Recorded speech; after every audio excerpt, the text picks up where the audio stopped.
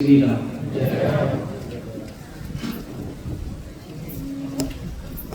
थक तो गए होंगे आप, कमर दर्द, घुटना दर्द। महाराज जी झूठी आंख भराओ तो एक अलग चीज बात है, बाकी दर्द तो करने देना से। अब अपनी ये स्थिति है, देखो आप साधु संत या उपासक 12-12 साल तपस्या करते थे एक जगह बैठ। हमें तो 2-2.25 घंटे हुए होंगे। अगर 12 घंटा बैठ जाए तो पकड़ के उठाना चाहिए, स्थिति हो। ये हमारे खान पान, हमारे शरीर की स्थिति और परिस्थिति है। इसमें तो समझते होंगे कि हमारा शरीर कितना हमारा साथ दे रहा है। फिर भी आपने बड़ा सुंदर भाव से, सुंदर विचार से यज्ञ में दर्शन किए हैं। अब पूर्ण आरती होगी। क्षेत्रपाल की बलि होती है, क्षेत्रपाल जी को प्रसाद चढ़ाया जाता है, क्योंकि हर क्षेत्र का कोई कोई पालक होता है, हर स्थान का कोई पालक होता है, जिसे नगर खेड़ा भी कहते हैं, खेड़ा भी कहते हैं, नगर का भूमिया भी कहते हैं, नगर का देवता भी कहते हैं। कोई भी हम शुभ कार्य करते हैं तो उस नगर वाले की अनुमति जरूरी होती है। और देवों का पूजन करते हैं जब अपने इष्ट देवता को तो बुलाते ही बुलाते हैं, वो तो यहाँ रहते ही हैं, विराजमान ही होते हैं। बाकी को देवों का आह्वान किया जाता है, उनकी उपस्थिति होनी बहुत जरूरी होती है। ऐसे सानिध्य के अनुसार पूर्णावती के बाद में उत्तर पूजा होती है। उत्तर पूजा में बाकी सब छोटी छोटी गलतियां होती है, पर उसे क्षमा याचना करने के लिए उत्तर पूजा करके देवों का आशीर्वाद लिया जाता है। मैं समझता हूँ भक्तों की समय लग रहा है, लेकिन भजन में और भोजन आप 2 रोटी खाओगे, 1 मिनट में खा के खड़े हो जाओगे तो आपको रोग करेगी, वो नुकसान करेगी। उसी भोजन को प्रसाद समझ करके ग्रहण करोगे धीरे धीरे, तो आपको वो शरीर में ऊर्जा देगा, शक्ति देगा, शरीर तंदुरुस्त होगा। इस प्रकार की ये यज्ञ है, इसमें समय लगता है, उतना ही फल मिलता है। क्योंकि हर मंत्र की एक अवधि होती है, सीमा होती है, उतने में वो पूरा होता है। जल्दी करने से तो अशुभ हो जाता है। मंत्रों का उच्चारण शुद्ध होना चाहिए। जरूरी नहीं हमारे समझ में आए या नहीं आए, लेकिन हम जिसकी शरण में आए हैं उनके तो समझ में आता है। जब आप कहोगे महाराज जी स्वाहा, हमारे तो समझ में आया, इससे क्या मिलता है? एक प्रकार का ये अग्निदेव के लिए आहुति है, भोजन है, जिस भोजन से देवताओं को शक्ति प्रदान होती है। अब आप लोगों के जो कुल देवता हैं, देवी हैं, आपके इष्ट हैं, आपके पितृदेव हैं, उनको भी प्रसाद की पूर्ति होती है। तो यहाँ से आप उठ के जाएंगे यज्ञ के बाद, तो उन देवताओं को आपकी पूजा के द्वारा, आपके सुमन के द्वारा उनको इतनी शक्ति मिलेगी कि वो आपको बारंबार आशीर्वाद देंगे और आपके कष्टों का निवारण करेंगे। ये किताब है तो बहुत सुंदर है। भगवान राम जब लंका के अंदर धर्म रूपी युद्ध लड़ रहे थे, तो राम में कोई कष्ट नहीं आ सकता, क्योंकि वो स्वयं नारायण थे। लेकिन जब कोई महान आत्मा या महान देवी देवता या संत भगवान प्रकट जब होते हैं, वो प्रेरणा के लिए, वो प्रेरणा देते रहने वाले वक्त के लिए कि ऐसी स्थिति, ऐसी परिस्थिति में तुम्हें क्या करना चाहिए। तब श्री भगवान जब राम से युद्ध लड़ रहे थे, लक्ष्मण जी और मेघनाथ का जब युद्ध चल रहा था, तो मेघनाथ ने सर्वप्रथम अपने उस शक्ति का प्रहार करना चाहा जिससे सृष्टि का विनाश हो जाए। लक्ष्मण जी दौड़ करके श्री राम के पास जाते हैं कि भैया रावण का पुत्र मेघनाथ इस युद्ध में वो हथियार काम में ले रहा है जिससे विनाश होगा, अगर आप कृपा करें तो मैं भी उसके बराबर में उसी शस्त्र को जवाब देने के लिए युद्ध लड़ूं।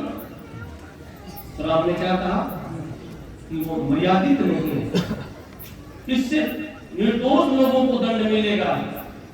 लक्ष्मण वो राक्षस है और तू एक मेरा भाई है, मेरा अनुज है, फिर तू ही वो हथियार चलाएगा तो समझ तेरे में फर्क क्या रहा।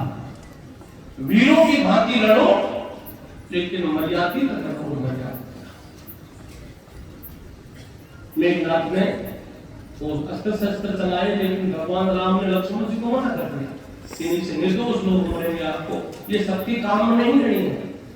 शक्ति का भी वहां उपयोग तो होना चाहिए जिसमें सबको फायदा मिले। भगवान किसको पावर देते हैं तो उसका उपयोग करने के लिए, सदुपयोग करने के लिए देते हैं। धन मांगो भगवान से, लेकिन धन उपयोग करने की शक्ति मांगो।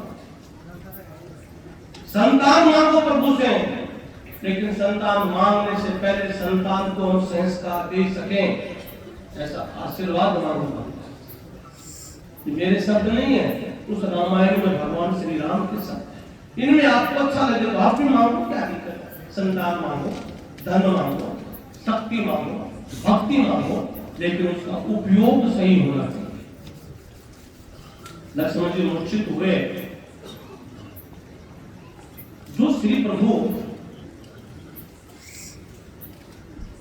बड़े से बड़े दानों का वध कर सकते हैं, एक बाण में ब्रह्मांड में प्रलय कर सकते हैं, लेकिन उन्होंने मनुष्य लीला में क्या किया कि लक्ष्मण जी मूर्छित हुए तो उन्होंने कहा कि भाई अब तो मेरा एक वचन है वो खराब हो गया।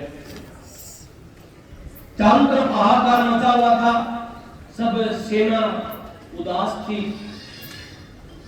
जामवंत जी हनुमान जी को कहते हैं कि हनुमान, हम जिसको नारायण मानते हैं आज वो रो रहा है, आप चाहो तो मैं थोड़ा सा इससे मिलूं।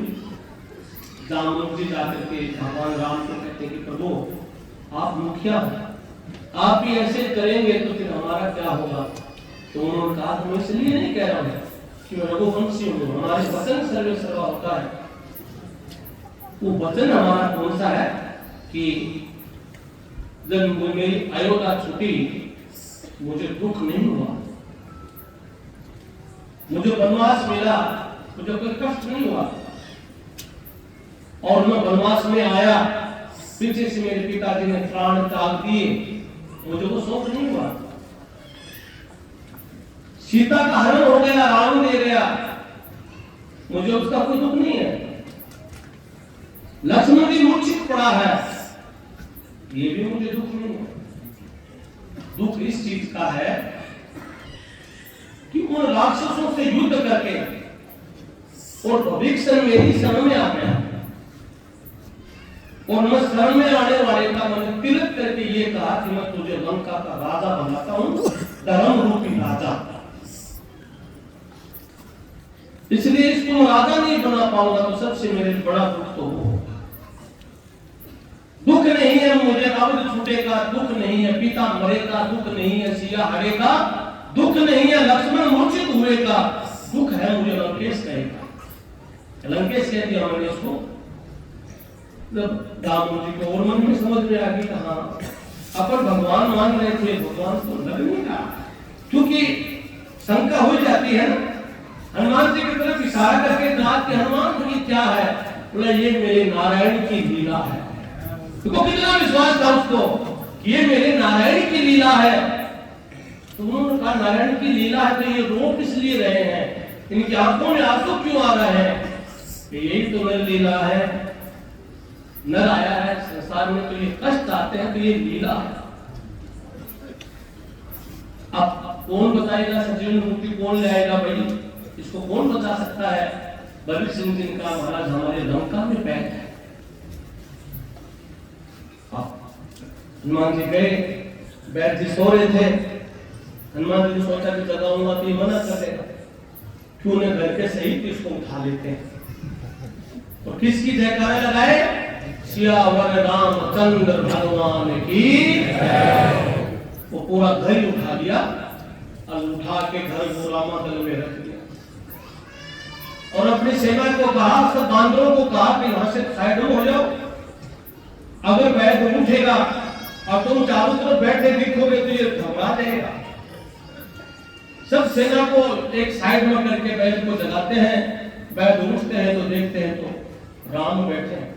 वैद ने सोचा कि भगवान, ये लंका तो आज उजड़ गई, ये बानर सेना पूरी लंका में प्रवेश कर गई, मेरा घर में भगवान राम आए हैं। मन मन में तो धन्य हो रहा है, मेरे नारायण मेरे घर में आए हैं। लेकिन उसको एक बात समझ में थी कि मैंने नमक राम का खाया, इसलिए नमक किसका खाया? राम का। लेकिन नमक खाया बैठ हूं, मेरे तो सारे ही बराबर होते हैं, मेरे प्रभु के दर्शन हो। बैठ को कहने लगे कि बैठ जी कोई दवाई है? बैठ जी ने सोचा कि दवाई तो है, लेकिन ये शत्रु हमारे राजा का शत्रु है। राजा का शत्रु है, तभी उसको मैं कैसे दवाई बताऊं? लेकिन मेरी मर्यादा है, मेरे पास पावर है, शक्ति है, वैद्य सबके बराबर होते हैं, मेरा कर्तव्य बनता है उसके हिसाब। तो वैद्य ने भी शत्रुता नहीं करती। वैद्य ने क्या समझा? ये मेरा मरीज है, मेरा कर्तव्य है इसकी मदद करना। देखो रामायण हमें क्या क्या सिखाती है। हमें तो छोटा सा ज्ञान होता है कुछ चीज का, तो भी अगले को और पंगा करने की कोशिश करते हैं। और वो रावण का भय नहीं मान करके अपना धर्म निभा रहा है कि प्रभु जरूर नमक रावण का खाता हूं, लेकिन मेरा कर्तव्य है, मैं वैद्य होने के नाते सबका भला। तो ये इसकी दवाई तो है, लेकिन बहुत दूर है, उत्तर दिशा में हिमालय पर्वत के ऊपर वहां एक बूटी है जिसका नाम है संजीवनी। वो को जा सकता है और सूर्य उदय से पहले लानी पड़े। सूर्य उदय से पहले लानी पड़े तो कौन जाए?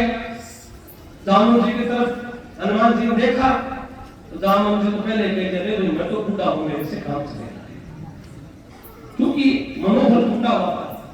हनुमान जी ने कहा प्रभु कृपा आप करें तो आपकी कृपा से हम जाएंगे।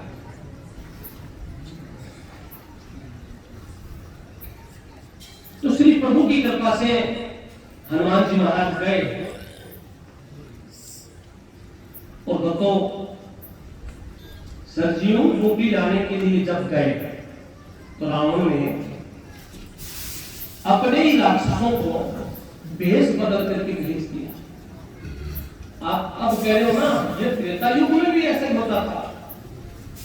कालनेमी नाम करके राक्षस साधु बन करके मार्ग में बैठ गया और हनुमान जी जैसे जा रहे थे तो श्री राम का जाप कर रहे थे। हनुमान जी महाराज ने राम के उपासक थे भाई, जहां अपने भगवान की चर्चा होती है वहां हर व्यक्ति का मन करता है कि मैं मेरे सुनूं। हनुमान जी 2 मिनट के लिए, 1 सेकंड के लिए या कुछ पल के लिए वहां रुकते हैं और कालनेमी कहता है कि मुझे मालूम है आप बजरंग हो, हनुमान हो, मुझे ये भी मालूम है कि लक्ष्मण जी मूर्छित हो गए, मुझे ये भी मालूम है कि वैद्य ने दवाई बताई है, मुझे ये भी मालूम है कि आपको सरजियों को लाने जा रहे हैं। हनुमान जी को विश्वास हो गया कि वाकई में इतना ज्ञानी है तो क्यों नहीं इसके पास 2 मिनट और बैठा जाए। सारी चर्चा करने लगे तब हनुमान जी महाराज को अपने वचन याद आया कि राम काज बिन काई बिसराम, मैं जिस राम के काम के लिए जा रहा हूं वो पूरा नहीं करूंगा तो ये प्रवचन मेरे कोई काम के, तो मेरा कर्तव्य पूरा करो। और इसमें हमें क्या मिलता है? तो हमारे जीवन में बहुत से ऐसे लोग मिलते हैं जो हमें उस मार्ग से भटका देते हैं। उस समय से हमें उस समय का उपयोग होना चाहिए, वह दुरुपयोग हो जाता है। इस प्रकार हनुमान जी का भी वो समय वहां व्यतीत हुआ तो दुरुपयोग में हुआ, लेकिन चर्चा किसकी हो रही थी? वो राम की। हनुमान जी ने एक बड़ा कर्तव्य याद किया कि मुझे जो मेरा कर्म है वो करना चाहिए, उसके बाद में मुझे इनके प्रवचन सुनने चाहिए। ध्यान किया तो श्री प्रभु के दर्शन हुए। उसी काल में उनका भगवान की कृपा से हनुमान जी ने वध किया। सजीवन बूटी लेकर के जब आए तो भक्तों में कष्ट आता है। उसी अयोध्यापुरी के ऊपर से निकलते हैं तो भक्त जी महाराज भयंकर ऊपर आवाज आ रही थी, इतना बड़ा पहाड़ एक हवाई जहाज आती है उसकी कितनी आवाज आती है। इस प्रकार इतने बड़ा पर्वत लेकर के हनुमान जी जा रहे हैं तो कितना तूफान सा मचा हुआ था। भक्त जी ने तुरंत अपने नगरी की रक्षा करने के लिए और उसी तीर्थ लाया। हनुमान जी महाराज पर्वत सहित जमीन पर आते हैं, गिरते हैं और मुख से एक शब्द निकलता है, राम श्री राम। श्री राम सुनते भरत जी आते हैं वहां पे और हनुमान जी को देख करके वो पूछते भैया आप कौन हो। तो हनुमान जी बड़े आदर से कहते हैं क्योंकि भगवान राम का चेहरा और भरत जी का चेहरा एक जैसा मिलता है। हनुमान जी ने कहा कि पहले तो मुझे ये बता, मुझे किसका एरिया है या राजा कौन है। तो भरत जी ने कितना सुंदर उत्तर दिया कि हाँ मेरे राजा मेरे राम है। उस नगरी में कोई नहीं था।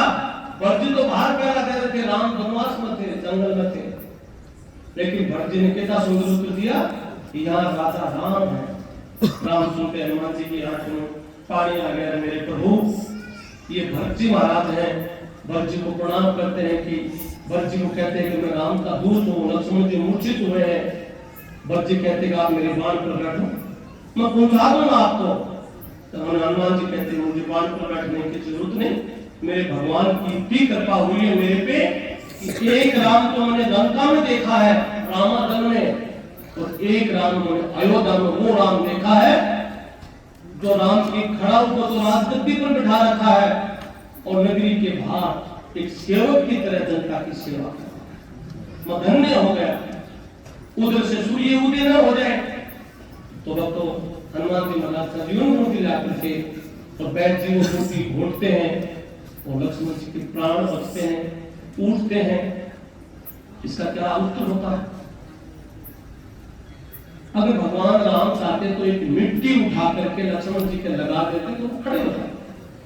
लेकिन प्रभु ने क्या कहा कि कलयुग आएगा, उसमें महामारियां बीमारियां अव्यवस्था इतनी फैलेगी कि हर आदमी रोग से पीड़ित रहेगा। अगर मैं इस मिट्टी से लक्ष्मण को बचा सकता हूं जीवा दूंगा तो कलयुग में इतना पाखंड फैलेगा, क्योंकि लोग वैसे सनातन धर्म को तोड़ने के लिए क्या क्या प्रचार कर रहे हैं। मुझे तो ऐसा नहीं करना चाहिए। तो भगवान राम ने इसलिए वैद्य बुलाया कि कोई बीमार हो तो उसको मुझे औषधियों की आवश्यकता होती है, तो प्राणी को भी आवश्यकता है।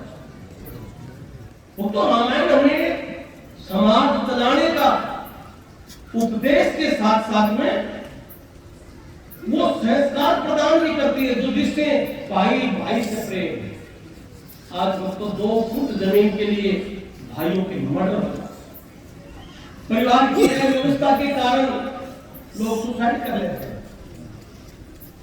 और वो परिवार जो केकरी माँ ने भगवान राम को वनवास दिया, भगवान ने हंसते हंसते उसी माँ से प्रार्थना की कि माँ मैं धन्य हो गया कि मेरी बंची हुई भक्ति भी सफल हो गई, बाहर जाऊंगा तो कुछ न कुछ जरूर सीखूंगा, मेरा सौभाग्य है। और राम वनवास गए और भरत जी महाराज लाने के लिए गए तो उन्होंने मना कर दिया कि भरत जी आप राजा हो। भरत जी ने कहा नहीं महाराज, हमारा मैं योग्य नहीं हुआ राजा के लिए। निर्मल भी राजा चाहिए, कोमल भी राजा चाहिए, धर्म पुरुष भी चाहिए, सत्यवादी भी चाहिए, त्याग भी चाहिए राजा के अंदर, तप भी चाहिए राजा के अंदर, राजा के अंदर सहन सत्य भी चाहिए और भक्ति भी चाहिए। मैं मेरे में पात्रता वो नहीं है, आपको चलना पड़ेगा। तो भाई राम तो नहीं गए, खड़ा दे दी कि लो ये पहन लो और मेरी खड़ाऊ पहन करके राजा बन जाओ। राम की खड़ाऊ भरत जी ने पहली नहीं खान की सिर पर। तुलसीदास जी लिखते हैं ना, कृ कृपा भावड़ी दीनी भरत राज शीश धर। एक वो राम जो अपने खड़ा हो देते हैं कि ये पहन के राजा बन जाओ, और उन्होंने सिर पर रख ली कि मुझे नहीं। आज वो तो एक भाई छोटा सा बीमार हो जाए ना, तो देखो समाज की क्या स्थिति है। उनके बच्चों को भोजन नहीं दे सकते। ये कलयुग की परंपरा आपका दोष नहीं है, हमारे सबके विचार ही ऐसे हो गए। मैंने एक शब्द कहा था ना आपको कि भयंकर भीड़ बढ़ रही है, लेकिन व्यक्ति अकेला है। भीड़ तो खूब है, जिस शहर में जाओ वहां भीड़, तीर्थ स्थानों पर जाओ वहां भीड़, हॉस्पिटलों में जाओ वहां भीड़, ब्याह शादियों में जाओ वहां भीड़, लेकिन व्यक्ति आज अकेला है। एक बेटा, बहू, धर्मपत्नी, खुद 4-5-6 का परिवार, लेकिन ग्रह क्लेश कईयों के घर में ऐसा होता है, बेटा बाप से नहीं बोलता, धर्मपत्नी तलाक के लिए कोर्ट में खड़ी है, माँ बहू की नहीं बनती, बाप बेटे की नहीं बनती, अकेला खड़ा है परिवार में।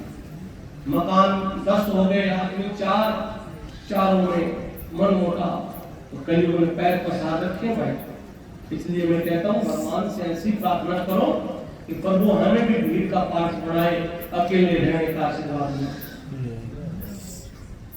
तो ये गुप्त नवरात्रों का भक्तों 9 दिन का गुप्ताना समापन हो रहा है, और अभी पूर्णावती होगी। ये तो आप लोगों के सहयोग से बड़ा सुंदर संपन्न हुआ है, और मैंने कहा था आपने भगवत कृपा से प्रार्थना भी की होगी भगवान से कि प्रभु हमें शक्ति दे, भक्ति दे, और हमें इतना आशीर्वाद जरूर दे कि हम अपनों से हारे, अपनों से नहीं जीते, देश के लिए जीते, ये समाज के लिए जीते, लेकिन अपनों से हारे। पति पत्नी का झगड़ा होता है तो पत्नी कहती है तुझे हरा के मानूंगी, भाई का झगड़ा होता है तो भाई कहता है तुझे कोर्ट में या समाज में हराऊंगा, बाप बेटे का झगड़ा होता है तो बाप कहता है बेटे को, बेटा कहता है बाप को तुझे हराऊंगा। कोई भी हारे कोई भी जीते, वंश अपना नाश होता है। इसलिए अपनों से हारो तो हर जगह की जीत होगी, ये मजाक है। अपनों से जीतने की कोशिश करोगे तो हर जगह आपको हार मिलेगी, अपनों से हारोगे तो देश में आपको हर जगह विजय मिलेगी। तो ये मैया का संदेश है, क्योंकि आज हर बीमारी का इलाज है संसार में, कैंसर का इलाज है, टीबी का इलाज है, महामारियों का भी इलाज है, लेकिन दोस्तों एक चीज की दवाई नहीं बनी, न हॉस्पिटल बना, न बनेगा, न बन सकता। वो कौन सी है? हर बीमारी का हॉस्पिटल इलाज डॉक्टर रिसर्च करते हैं, अच्छी अच्छी दवाइयां बना देते हैं, और कलयुग जैसे जैसे फैलेगा तो कला का युग आएगा, एक बेबी ट्यूब भी पैदा करने लगे। तो एक चीज नहीं बनेगी जीवन में कभी, न वैद्य बनेंगे, न डॉक्टर बनेंगे, न हॉस्पिटल बनेंगे। किस चीज के? ग्रह क्लेश दूर करने की कोई दवाई नहीं बनेगी। कि कोई इंजेक्शन लगा दो पति पत्नी का राजीपा हो जाए, नहीं होगा। कोई ऐसा इंजेक्शन दे दो कि भाइयों का प्रेम हो जाए, नहीं होगा। ये तो सनातन संस्कृति क्या कहती है? ये प्रेम तो दया और धर्म से उत्पन्न होता है, और बाहर से नहीं, अंदर से उत्पन्न होता है। जिस व्यक्ति ने हर बात को खैर छोड़िए पर विचार कर दिया, कोई बात नहीं, क्षमा कर दो, वो व्यक्ति हमेशा बड़ा होता। एक बार आपने सुना भृगु ऋषि ने भगवान की तपस्या कर रहे थे, नाग मुनि कहते किसकी तपस्या कर रहे हो? विष्णु की। क्यों? बोला मुझे दर्शन करने हैं, मैं करा देता हूं। वो शील साधन में विश्राम कर रहे हैं, आप ही आंख बंद किए हुए बैठे हो, और वो समुद्र के अंदर लक्ष्मण जी पैर दबा रही है, शेषनाग की सैया पर विश्राम कर रहे हैं। तो वो मिला था, भृगु ऋषि जाते हैं, देखते हैं भगवान विश्राम कर रहे हैं, लक्ष्मण जी पैर दबा रही थी। भृगु क्रोधित होकर के भगवान के छाती के ऊपर लात मारते हैं कि मैं तेरे को याद कर रहा हूं, तो यहां सो रहा है। विष्णु भगवान समझ गए कि मेरा टूट फिर ये भगत है, मेरा भृगु जैसा मेरा भगत नहीं हो सकता। लेकिन मुझे उस आदमी के शब्द मिल गए जिससे भक्ति लुप्त हो गई। दुष्ट आदमी का आशीर्वाद भी बेकार होता है, माफ होता है। तो भगवान ने सोचा कि नारद जी चले गए लगते हैं शायद प्रभु के पास। प्रभु जी ने जैसे ही लात मारी भगवान के छाती पे, प्रभु ने पैर पकड़ के अपने माथे के लगाया कि आज मैं धन्य हो गया, मेरे भगत ने मुझे छाती पर पैर रख करके और आशीर्वाद दिया है। भगवान कहते हैं कि मुझे आशीर्वाद दिया है। लक्ष्मण जी को क्रोध आता है। संत लिखते हैं काई बिगड़ा हरि का जब भरपू मारी लाद, क्षमा बड़न को चाहिए छोटे को उत्पाद। बड़े आदमी हमेशा क्षमा कर देते हैं, माफ कर देते हैं। इसलिए भाई धन दौलत से बड़ा नहीं होता, कोई पद प्रतिष्ठा से बड़ा नहीं होता, जिसके हृदय में दया और धर्म है वो प्राणी हमेशा बड़ा। जय हो मां। इसलिए आपका बड़पन है, काफी समय से आप बैठ करके पूजा कर रहे हैं। शास्त्री जी ने आपको सारी बातें बताई थी। अब पूर्णावती का समय है और काफी श्रद्धालु मैया के दरबार में आए हो तो यहाँ पे झाड़ा तो होता नहीं, या कोई तांत्रिक क्रिया तो हम लोग करते नहीं, और न एक दूसरे का प्रचार के लिए हम कोई वीडियो बनाते, न कोई ऐसा चैनल में डालते, क्योंकि